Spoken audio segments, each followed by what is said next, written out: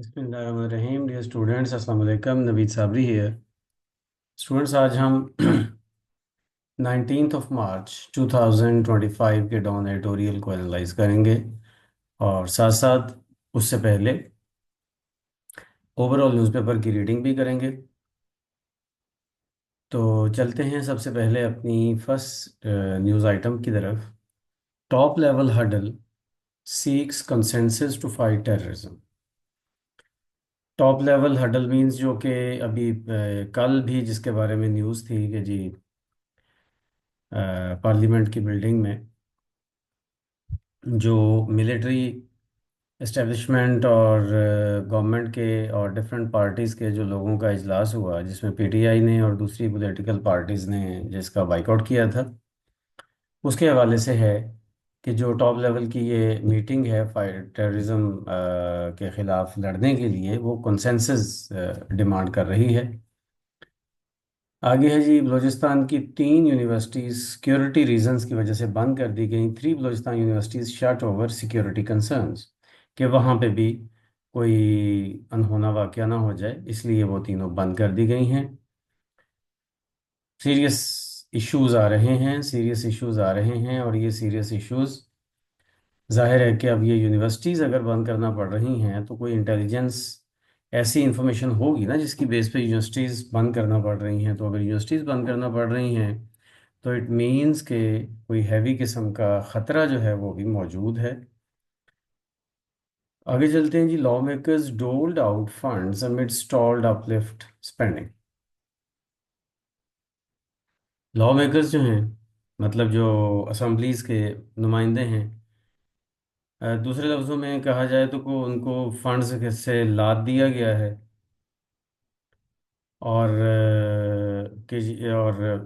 दूसरी तरफ जो ओवरऑल अपलिफ्ट है, मतलब क्या है कि ओवरऑल जो सिस्टम है उसकी इम्प्रूवमेंट नहीं हो रही, बल्कि डायरेक्टली पैसे दिए जा रहे हैं जो लेजिस्लेटर्स हैं। जाहिर है कि जो असम्बलियों में बैठे हुए लोग हैं, असल में ये सियासी रिश्वत है ना, कि वो जहाँ से मर्ज़ी ठेके दें, जो मर्ज़ी करें, जिस तरह से मर्ज़ी वो पैसे खर्च करें।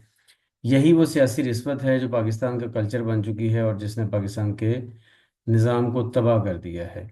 हालांकि सेनेट और नेशनल असम्बली और प्रोविंशियल असम्बलीज में बैठे हुए लोगों का काम लेजिस्लेशन है। ये जितने डेवलपमेंटल काम होते हैं, ये सारे लोकल बॉडीज़ के काम होते हैं। और लोकल बॉडीज़ हमारे यहाँ बनने ही नहीं दी जाती, क्योंकि इससे उससे फिर सियासी रिश्वत कैसे होगी। चंद लोगों को डील करना आसान है जो असम्बलियों में बैठे हुए हैं, चंद सौ हैं।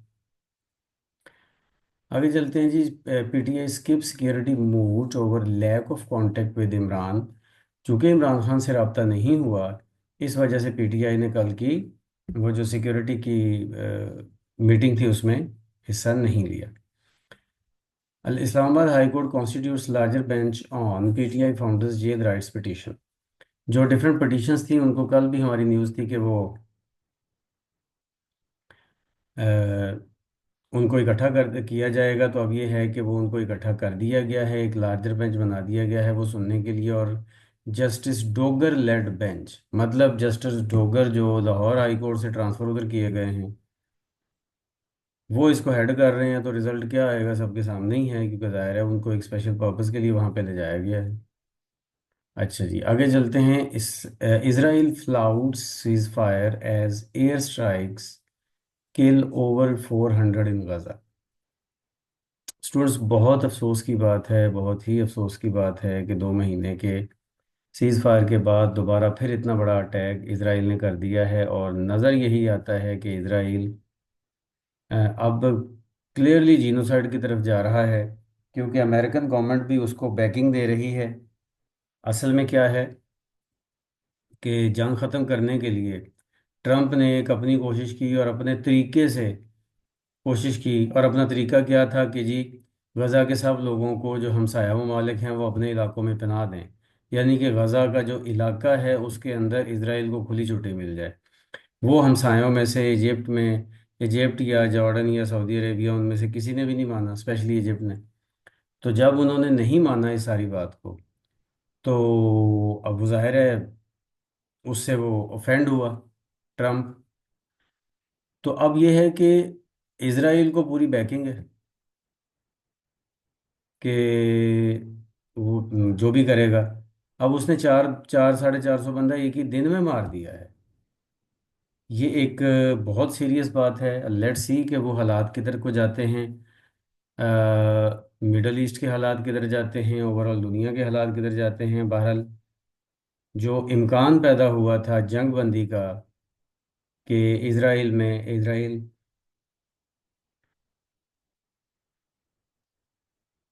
जंग को बंद कर देगा, वो जो इम्कान है वो अब ख़त्म होता हुआ नज़र आ रहा है। लेट्स सी, अल्लाह पाक खैर करे। इसके बाद आगे चलते हैं तो नेक्स्ट पेज पे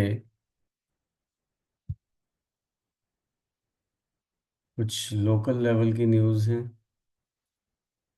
आगे चलते हैं। ये next page,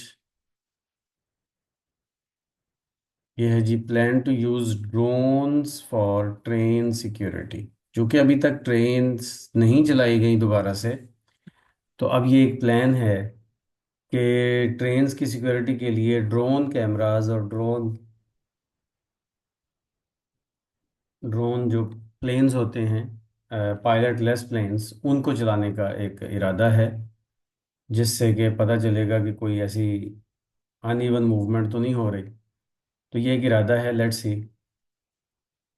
leaders hold Frank discussion behind close door.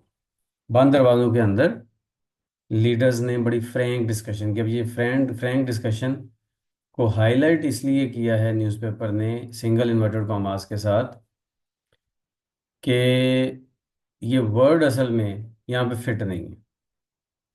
कहा गया फ्रैंक डिस्कशन, तो अब जाहिर है ये एक इशू है, बहुत ही सीरियस इशू है। लेकिन फ्रैंक डिस्कशन किस तरह की हुई? इनफॉर्मल सा वर्ड इसमें यूज़ किया गया है, और ये यूज़ उन्हीं की तरफ से किया गया है जिन्होंने डिस्कशन की, यानी कि गवर्नमेंट की तरफ से। इसके बाद आगे चलते हैं तो NCRC representative summoned in missing childrens case. Yes, arrest warrants for lawyer PTM leaders. CB constitutional bench issues order to transfer super tax cases. Okay.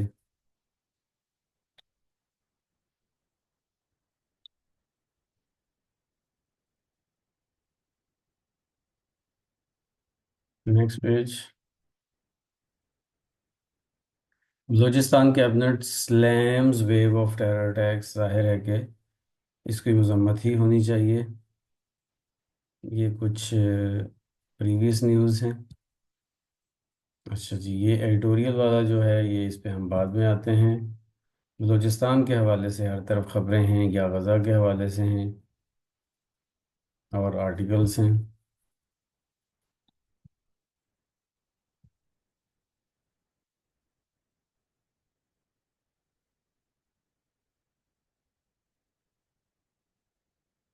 PIA to resume flights to Chitral after 3 years.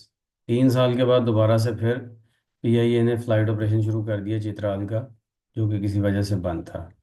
आगे चलते हैं। Gandapur orders release of 5.5 billion to police. Police को 5.5 billion का गंडापुर ने grant दी है improvement के लिए। AP chief minister. High court seeks response of cantonment board about restrictions of lawyers entry. He activist complain 2.9 million girls out of school in KP. यानी कि KP में, yes ये खबर है, समझने वाली खबर है कि जो ह्यूमन राइट्स एक्टिविस्ट हैं, सिविल सोसाइटी एक्टिविस्ट हैं, उन्होंने ये कहा है कि तकरीबन 3 मिलियन यानी कि 30 लाख गर्ल्स जो स्कूल गोइंग एज की हैं वो स्कूल से बाहर हैं, और ये बहुत बड़ी तादाद है। आगे जी, CCP warns sugar mills against price manipulation. CCP का मतलब है कंपटीशन कमीशन ऑफ पाकिस्तान। अच्छा स्टूडेंट्स, एक मैं आपको थोड़ी सी बात बता दूं कि ये सीसीपी का काम क्या है। सीसीपी का काम ये है कि ये गवर्नमेंट का इदारा है जो कि प्राइसेस को कंट्रोल करता है। ठीक है। मतलब ये है कि अब देखें ना शुगर के हवाले से बहुत मुद्दतें हो गई। शुरू से ही शुगर के मामलात जो हैं, जो चीनी का जो मिल्स हैं, फैक्ट्रीज हैं, शुगर मिल्स हैं, उन हवाले से ये शुरू से बातें आती रही हैं। मैं आपको थोड़ा सा एक्सप्लेन कर दूं कि नॉर्मली जो फ्री मार्केट इकोनॉमी है जैसे हमारी है, उसमें क्या होता है कि डिफरेंट शुगर मिल्स हैं, उन्होंने अपना अपना जो है वो कॉस्ट लगाई। ज़ाहिर है कॉस्ट लगाई का मतलब कि उन्होंने गन्ना परचेज़ किया, उन्होंने अपनी मशीनरी परचेज़ की, उन्होंने अपना सारा काम किया। ज़ाहिर है जितनी भी कॉस्ट लगी है उसके ऊपर कुछ प्रॉफिट रख के उन्होंने मार्केट में वो चीनी बेचनी है। ठीक है। अच्छा, अब वो चीनी एक फैक्ट्री कोशिश करेगी, हर फैक्ट्री, कि वो कम से कम रेट पे बेचे और अपना प्रॉफिट भी रखे, लेकिन कम से कम रेट पे बेचे ताकि आम लोगों को तक एक मुकाबला बन जाए, और आम लोगों तक कम से कम कीमत में चीनी पहुंचे। ये हर इंडस्ट्री का यही होता है कि मुकाबले की वजह से एक ऐसा कंपटीशन बन जाता है जिसकी वजह से चीज़ों की कीमत कम होती है, और हर सेलर ये चाहता है कि मैं कम कीमत रखूं ताकि बायर मेरी तरफ आए और मेरी चीज़ परचेज करे। अच्छा, लेकिन ये चीज़ उस वक्त प्रॉब्लम में चली जाती है कि जब सारे शुगर मिल्स ओनर आपस में मिल के एक कार्टल बना लेते हैं। कार्टल कहते हैं ग्रुप बना लेना। जब कार्टल बना लेते हैं और वो ये कहते हैं कि नहीं जी हम तो अपनी मर्जी के रेट पे बेचेंगे, तो वो मुकाबले की बजाय एक तरह से जिसको हम कहते हैं कि वो एक एका कर लेते हैं। ठीक है, कि हमने इससे कम पे बेचनी नहीं है, क्योंकि ज़ाहिर है मुकाबला होगा तो फिर सबको एक दूसरे के मुकाबले पे आगे काम करनी पड़ेगी, वो एका कर लेते हैं। और ये एका इसलिए भी है कि आप ज़रा गौर करें कि जितनी भी पाकिस्तान में शुगर मिल्स हैं, वो सारी पाकिस्तान की इन्हीं दो बड़ी जो फैमिलीज़ हैं या दो पार्टीज़ हैं, पीएमएलएन और People's Party, majority sugar mills इन्हीं की हैं या इन्हीं के कुछ रिलेटिव्स की हैं या कुछ जर्नैलों से मुतल्लिका लोगों की होंगी, बस। ये सारी शुगर मिल्स इन्हीं की हैं। तो उसके लिए फिर गवर्नमेंट की तरफ से एक इदारा कायम किया गया है ताकि कंपटीशन कायम रखा जा सके और लोगों को कम से कम कीमत पे वो चीज़ें मिल सके। और उस इदारे का नाम है कंपटीशन कमीशन ऑफ पाकिस्तान। ठीक है, जो कि प्राइसेस को कंट्रोल करता है और प्राइसेस को बहुत ज़्यादा नहीं होने देता। अब चूंकि वही लोग गवर्नमेंट में भी बैठे होते हैं और वही, जाहिर है कि ये इदारा भी गवर्नमेंट ही के अंडर चलता है, तो इसलिए इस इदारे का कोई इतना फ़ायदा तो नहीं होता, लेकिन बहरहाल ये इदारा मौजूद है। मैंने आपको रीज़न इसकी सारी बता दी ताकि आपको इसका बेसिक कॉन्सेप्ट समझ आ जाए। और उसके बाद है जी domestic price surge on rising food exports. Yes yes. Okay जी, नेक्स्ट पेज पे चलते हैं। इंटरनेशनल जो न्यूज़ हैं, police evict over 400 migrants from Paris theater. Turkish university cancel Istanbul mayor's degree. US official gets flag for saying Bangladesh failed to protect minorities. Trump Trump administration overstepped authority in immigration crackdown, experts say. आगे चलते हैं तो फिर international news ही का ये page है। Orthodox Jews threaten to bring down Netanyahu coalition. Orthodox Jews ने Netanyahu का जो कोalition है, यानी कि उसकी जो गवर्नमेंट है जिस इत्तेहाद की वजह से बनी है, उसको गिराने का एक इशारा दे दिया है, उन्होंने थ्रेटन किया है। आगे जी, Israel is ramping up West Bank annexation, says United Nations. West Bank का जो एरिया है, पैलेस्टाइन बेसिकली दो हिस्सों में आजकल डिवाइडेड है ना, वेस्ट बैंक और गजा स्ट्रिप। तो वेस्ट बैंक को वैसे ही आहिस्ता आहिस्ता वो साथ मिला रहा है इसराइल। ठीक है, तो ये उसी की बात हो रही है। जी, ISS एस्ट्रोनॉट्स, यस ठीक हो गया। नेक्स्ट पेज पे चलते हैं। ये लास्ट पेज है हमारे मेन पार्ट का। और इसमें बताया गया है कि curfew in Nagpur as Aurangzeb tombs parks now. India में कोई मूवी बनी जिसमें यह बताया गया कि औरंगजेब ने हिंदुओं पे कुछ जुल्म किया। ठीक है।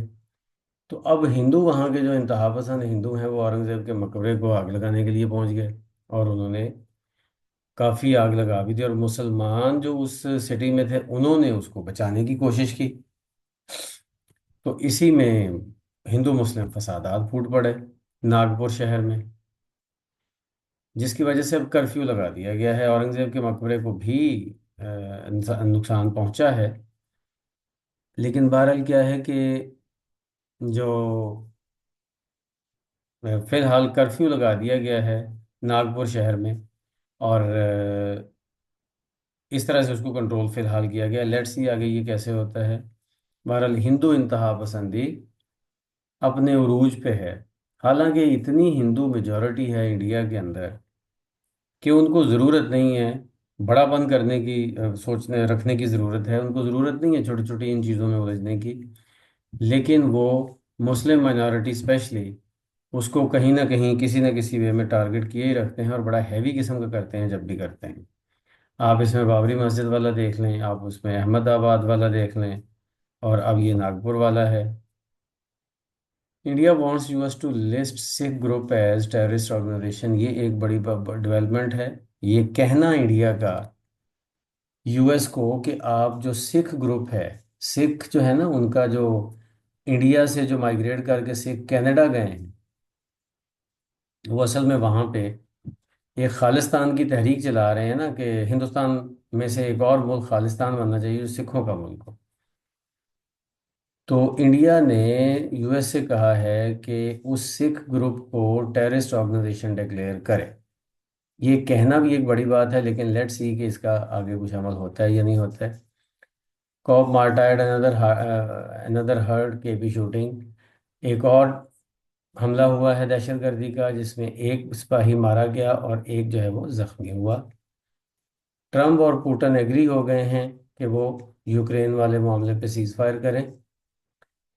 China Russia poised to fill gap as Trump axes US funded media. देखें, यूएस में जो पूरी दुनिया की डिफरेंट लैंग्वेजेस में मीडिया खबरें चलाता था, वो पूरी दुनिया की डिफरेंट लैंग्वेजेस, जो बड़ी बड़ी लैंग्वेजेस हैं, उनमें ये सारी नशरियात होती थी। और जो अमेरिकन गवर्नमेंट के अंडर चलता था, जैसे वॉइस ऑफ अमेरिका है, उसको ट्रम्प ने ख़त्म कर दिया कि अमेरिकी लोगों का पैसा बचाना है हमें। लेकिन चाइना और रशिया इस गैप को फिल करने के लिए तैयार बैठे हैं। यानी कि वो अपने अपने जो बीजिंग में और उधर मॉस्को में, वो पूरी दुनिया की खबरें इस तरह से अब पूरी दुनिया के डिफरेंट लैंग्वेजेस में चलाया करेंगे। मतलब वो अपने मीडिया को एक्सपेंड कर रहे हैं। दूसरे लफ्ज़ों में, ये गैप फिल करने के लिए चाइना और रशिया का जो मीडिया है वो उसकी जगह लेगा। तो इसके साथ ही स्टूडेंट हम चलते हैं एडिटोरियल्स की तरफ। और एडिटोरियल्स में पहला एडिटोरियल बहुत इम्पोर्टेंट एडिटोरियल, और इम्पोर्टेंट भी है और साथ ही ये बहुत अफसोसनाक भी है, वही कि इसराइल ने गज़ा के ऊपर दोबारा से बमबारी शुरू कर दी है। और जीनोसाइड रिज्यूम्स। जीनोसाइड रिज्यूम्स का मतलब है कि नस्ल कशी की जो वारदात पहले इसराइल कर रहा था, लेकिन जंग बंदी की वजह से वो चीज़ ज़रा रुक गई थी, अब दोबारा फिर शुरू हो गई। रिज्यूम का मतलब दोबारा शुरू होना। हम इसे पढ़ते हैं। 2 months after a ceasefire temporarily suspended their slaughter, the people of Gaza once again confronted genocidal Israeli violence early on Tuesday। Tuesday morning में दोबारा फिर गज़ा के लोगों के ऊपर ये बर्बरियत की गई कि उनके ऊपर एयर अटैक्स किए गए। Over 400 Palestinians have been killed in Israeli, latest Israeli atrocities, many of them women and children, and chances of the true survival are very slim। 400 से ज़्यादा फ़लस्तीनियों को मार दिया गया, जिसमें कि औरतें और बच्चे आधे से ज़्यादा हैं, उसमें बहुत ज़्यादा बच्चे और औरतें शामिल हैं। और अब जो ये जो जंग बंदी है, उसके चांसेस बहुत कम हैं। सर्व आर वेरी स्लिम। स्लिम का मतलब बहुत कम है, बहुत वीक है।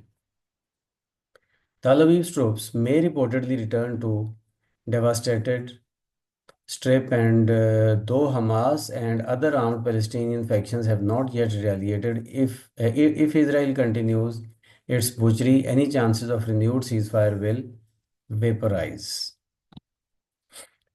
कहते हैं जी, तल अवीव ने मुबैना तौर पर दोबारा से इस डेवास्टेटेड स्ट्रिप का मतलब है कि तबाहशुदा जो एक पट्टी है, गज़ा की पट्टी, उसमें दोबारा से अपने ट्रूप्स जो है वो भेजने का उसने एक वो किया है, इशारा दिया है। अगरचे हमास और दूसरे जो मुसल्ह फ़लस्तीनी जो ग्रोह हैं, उन्होंने अभी कोई इसका जवाब तो नहीं दिया, कोई रिटेलिएट नहीं किया, कोई जवाबी हमला नहीं किया, लेकिन अगर इसराइल ये जो बुचरी है, ये जो कत्ल गारत है, ये अगर जारी रखता है, तो फिर सीज़ फायर जो है वो वेपोराइज हो जाएगा। वेपोराइज का मतलब ये है हवा में उड़ जाएगा, ये वेपर से निकला है, मतलब हवा में उड़ जाएगा, यानी कि ये ख़त्म हो जाएगा। ठीक है।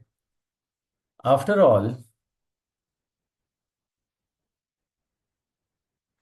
After all the Israeli After all, the Israeli Prime Minister has indicated that the latest phase of violence may be open-minded, and with the US administration firmly backing the slaughter, a return to relative calm seems impossible. कहता है आखिरकार जो Israeli prime minister है उसने ये इशारा दिया है कि अब ये जो ताज़ा तरीन वायलेंस और कत्ल गारत की जो फेज़ है, इसका जो ये वाला जो दौर है, ये ओपन एंडेड होगा। ओपन एंडेड का मतलब चलता रहेगा। और चूंकि यूएस की जो मौजूदा गवर्नमेंट है वो इसको, इस कत्ल गारत को, इस ज़िबा को पूरी तरह से बैकिंग दे रही है, तो मुश्किल है कि दोबारा से कुछ अमन कायम हो। There were always doubts about Israel's sincerity towards long-term peace with the Palestinians in general and Gaza in particular. कहते हैं हमेशा से डाउट्स थे, शक था कि इसराइल चाहता ही नहीं है कि फ़लस्तीन में अमन हो, ख़ासकर गज़ा में। While the seize fire held for 2 months. अच्छा, मैं आपको ना स्टूडेंट्स थोड़ा सा एक हिस्ट्री का टच दे दूं ताकि आपको पता चल जाए। जब इसराइल ने कब्ज़ा कर लिया और इसराइल ने काफ़ी सारे इलाके पे कब्ज़ा कर लिया, तो फ़लस्तीन को दो हिस्सों में डिवाइड कर दिया। एक फ़लस्तीन वेस्ट बैंक का हिस्सा था और दूसरा गज़ा स्ट्रिप का हिस्सा था। ठीक है।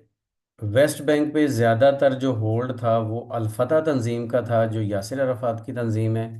वो ज़रा माइल्ड लोग हैं, वो ज़रा धीमे लहजे के लोग हैं, वो ज़्यादा हथियार उठाने वाले लोग नहीं हैं, वो ज़्यादा कन्फ्रंट करने वाले लोग नहीं हैं। तो इसलिए वेस्ट बैंक पे जुल्म सितम उस तरह से इजराइल नहीं कर रहा। और उसकी वजह भी यही है कि उनके माइल्ड होने की वजह से वहाँ पे आहिस्ता आहिस्ता, मैं आपको अगले 1-2 दिन में ना एक मैप शो करूँगा, जिसमें मैं आपको बताऊँगा कि किस तरह से इजराइल उस पे वेस्ट बैंक पे आहिस्ता आहिस्ता पूरा कब्जा करता जा रहा है, आहिस्ता आहिस्ता पूरा कब्जा करता जा रहा है। गज़ा स्ट्रिप से थोड़ी बहुत जो रेजिस्टेंस मिलती है वो गज़ा स्ट्रिप से मिलती है, और गज़ा जो है वो दूसरी तरफ है, और वो है हमास के अंडर। वो हमास के अंडर है। अब हमास के अंडर वो जो इलाका है उसी के ऊपर ज़्यादा टारगेट इसलिए है बिकॉज उसी तरफ से थोड़ी बहुत रेजिस्टेंस मिलती है, तो इसलिए फिर ख़ास तौर पर गज़ा में वो अटैक करता है। अच्छा जी, आगे चलते हैं।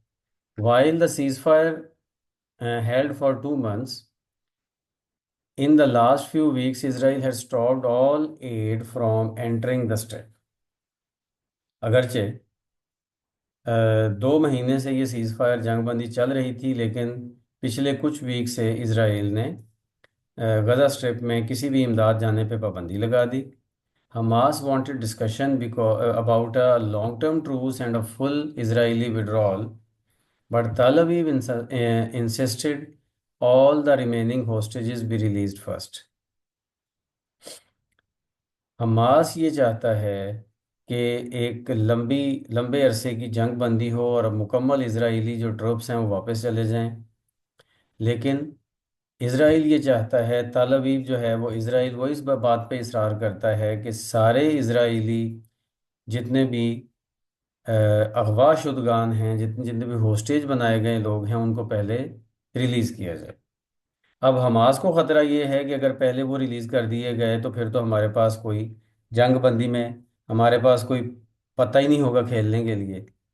तो इसलिए फिर वो उनको पूरी तरह रिहा नहीं कर रहे। तो बहरहाल अभी बात चल रही है। It is safe to say that these were ruses and Israel was waiting for an excuse to restart the massacre. ये कहता है, कहना ये अब सेफ है और ये कहा जा सकता है कि ये सिर्फ बहाने थे। इसराइल इस कत्लेआम को बहुत जल्दी दोबारा शुरू करना चाहता था और अब उसे एक बहाना मिल गया। If If it had been serious about the welfare of its hostages, the Israeli government would have taken many earlier chances to stop fighting and bring back its people alive. मतलब जहां पे उन होस्टेजेस को रखा गया है वहीं पे तो इसराइल अटैक कर रहा है। तो क्या इसराइल के अपने जो होस्टेजेस हैं जिनको हमास ने उनके बकौल अगवा किया है, क्या वो इसमें मारे नहीं गए होंगे? पता नहीं कितने अब मारे गए हैं और कितने बाकी हैं। तो इसलिए न्यूज़पेपर कहता है कि अगर इसराइल अपने ही होस्टेजेस की वेलफेयर और बेहतरी के लिए सीरियस होता तो इजरायली गवर्नमेंट जो है वो फाइटिंग को स्टॉप करती और पहले अपने लोगों को जिंदा वापस लाती। But the extermination of the Palestinian people seem to be Tel Aviv's primary objective, one that it has again begun to pursue with vigor as the violence unleashed on Tuesday shows. लेकिन Israel का असल मकसद जो है वो फ़लस्तीनी लोगों का मुकम्मल सफाया है। यही इसराइल का बुनियादी मकसद है। और उसका एक जो वाज़े मिसाल है वो ये है कि ये जो लेटेस्ट है, ट्यूसडे की मॉर्निंग में जो अटैक हुआ है, उसने इतने दोबारा से इतना ज़ोरदार अटैक किया है कि एक ही हमले में 450 से ज़्यादा लोग मारे गए हैं। तो looking ahead it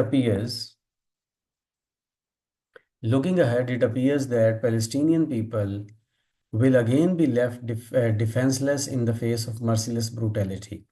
कहता है लग ऐसे ही रहा है कि आगे आगे वाले दिनों में फ़लस्तीनी लोग जो हैं वो दोबारा से फिर बेयारो मददगार होंगे। डिफेंसलेस का मतलब बेयारो मददगार छोड़ दिए जाएंगे मर्सीलेस ब्रूटैलिटी के सामने, यानी कि संगदिल जुल्म के सामने उनको अकेला छोड़ दिया जाएगा। More over the US has begun the threatening Palestinian allies. और मज़ीद ये है कि अमेरिका ने फ़लस्तीनियों के जो हमायती हैं, जो थोड़ा बहुत उसकी हमायत करते हैं, उनको थ्रेटन करना शुरू कर दिया है, उनको वार्न करना शुरू कर दिया है, इंडिकेटिंग दैट द कॉन्फ्लिक्ट में once again spread to the far corners of the Middle East. और ये इंडिकेट करते हुए, क्योंकि इसराइल ने क्योंकि यूएस ने यमन में भी पिछले दिनों अटैक किया है, तो उसी चीज़ को मद्देनज़र रखते हुए तो वो कहता है जी कि इसराइल यूएस ने ये कहा है कि पूरे मिडल ईस्ट में ये जंग फैल जाएगी अगर इजरायली लोगों अपना फ़लस्तीनी लोगों का साथ दिया गया तो। Over the past few days, Washington has had bombed the Yemen ostensibly to target the pro-Iran Houthi movement, which had enforced a blockade in the Red Sea before the Gaza ceasefire in solidarity with Palestinian people। Yemen के अंदर जो हौसी movement है, ये हौसी movement Iran की तरफ से बैकिंग है। ये वो भी शिया हैं और ईरान भी शिया है। तो ईरान की तरफ से बैकिंग उनको मिलती है, तो उनके ऊपर इसराइल यूएस ने अटैक किया है सीधा, क्योंकि उन्होंने रेड सी को ब्लॉक कर दिया था, जो अपने करीब वाला समंदर है। फ़लस्तीनी लोगों के साथ इजहार यकजहती के लिए उन्होंने उसे बंद कर दिया था। Over 50 people died in Yemen attacks, including civilians. American President Donald Trump has also threatened to hold Iran responsible for every shot fired by the houses. और इसके साथ साथ मतलब 50 लोगों से ज़्यादा यमन के इस अटैक में मारे गए, जिनमें सिविलियंस भी शामिल हैं। और अमेरिकन प्रेसिडेंट डोनाल्ड ट्रंप ने ये धमकी दी है कि अगर हौसियों की तरफ से एक फायर किया गया और एक हमला भी हुआ तो इसका जिम्मेदार ईरान हो। It seems that the isolationist MAGA wing has been drowned out by the warmongering neocon and Zionist factions of Mr. Trump's port base. इसका मतलब ये है इसका मतलब ये है कि जो ट्रंप के हमायत में वो लोग हैं जो ज़ायनिस्ट हैं, जो कि यहूदी इंतहा पसंद हैं, उन्होंने ट्रंप की इंतज़ामिया को अपने कंट्रोल में ले लिया है and he may be preparing to take his nation into a fresh Middle East conflagration, all in the defence of Israel. और ये लग रहा है कि ट्रंप जो है वो दोबारा से फिर पूरे मिडल ईस्ट को एक जंग की तरफ झोंकने जा रहा है, सिर्फ इसराइल को हमायत देने के लिए। While efforts should be made to restore the Gaza ceasefire and calm regional tensions, it appears that Tel Aviv and Washington are not in the mood for peace. कहता है जैसा कि कोशिशें तो चलनी ही चाहिए और चल रही हैं गज़ा सीज़ फायर के हवाले से और इलाकाई टेंशन को कम करने के हवाले से, लेकिन लगता नहीं है कि इज़राइल और अमेरिका दोनों अमन के मूड में हैं। Before the seize fire a greater Middle East conflict was narrowly averted. This time we may not be so lucky. कहता है सीज फायर से पहले एक चांस आया था कि जब ग्रेटर मिडल ईस्ट का एक कॉन्फ्लिक्ट जो है वो अराइज होने वाला था, लेकिन उसको अवॉइड कर दिया गया। लेकिन हो सकता है कि अब हम इतने लकी इस हवाले से ना हों और ये ना हो पाए। स्टूडेंट्स, ये जो बहुत इम्पॉर्टेंट एडिटोरियल है इस हवाले से, पैलेस्टाइन के हवाले से, आपको ज़रूर इस हवाले से मज़ीद इन्फॉर्मेशन भी कलेक्ट करनी चाहिए। मेरे यूट्यूब चैनल पे आप इसराइल से रिलेटेड और फ़लस्तीनियन इशू से रिलेटेड आने वाले दिनों में एक लेक्चर मैं अपलोड करने जा रहा हूँ डिटेल में, आप उसको भी देख सकते हैं, जो कि आपको ज़्यादा डिटेल में इंफॉर्मेशन इस बारे में दे देगा। तो लेट्स सी ये मसला अब किधर जाता है। आज के लिए इतना ही। Thank you. अल्लाह हाफिज़। See you tomorrow.